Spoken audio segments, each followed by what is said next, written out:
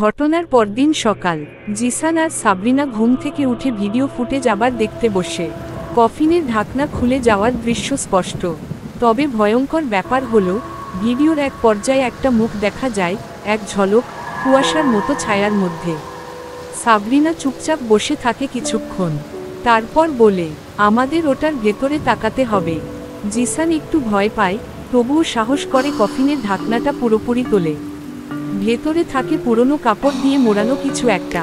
খোলার পর দেখা যায় একটি মলিন খাম, আর তাতে লেখা, for the one who disturbs the silence. Zisan খামটা খোলে, চিঠির কাগজ পুরনো, হলদে আর ভাঙা ভাঙা। হাত দিয়ে ধরলেই মনে হয় যেন ছিঁড়ে যাবে। লেখাটা ইংরেজিতে, কিন্তু অদ্ভুত ভাষায়।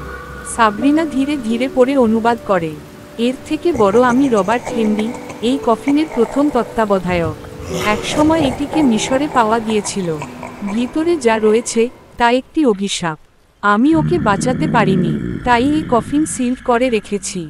যে খুলবে তার সঙ্গেই আবার সে ফিরে আসবে। দয়া করে এটিকে কখনোই জাগিয়ে তুলো না। ও জানে তুমি কে, ও জানে তুমি কোথায়। চিঠি পড়া শেষ হলে ঘরে হঠাৎ বিদ্যুৎ চলে যায়। একটু পরেই দেয়ালের ঘড়ির কাঁটা থেমে যায়। সাবরিনা ধীরে বলে, তুই জানিস এটা শুধু কফিন না, এটা একটা গেট। জিসান প্রশ্ন করে, গেট মানে? সাবরিনা তাকিয়ে বলে, একটা দরজা, হয়তো প্রেতলোকের সাথে সংযোগ তৈরি করার মতো কিছু। সেই মুহূর্তে জানালার বাইরে থেকে একটা ছায়া দ্রুত সরে যায়। জিসান ছুটে জানালায় গিয়ে দেখে কেউ নেই, তবে জানালার কাছে দেখা যায় হাতের ছাপ, একটা বড় হাত, যেন মানুষের নয়।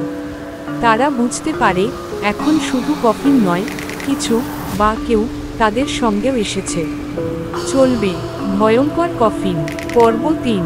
লেখক শহীদুল ইসলাম সাইম জিসান।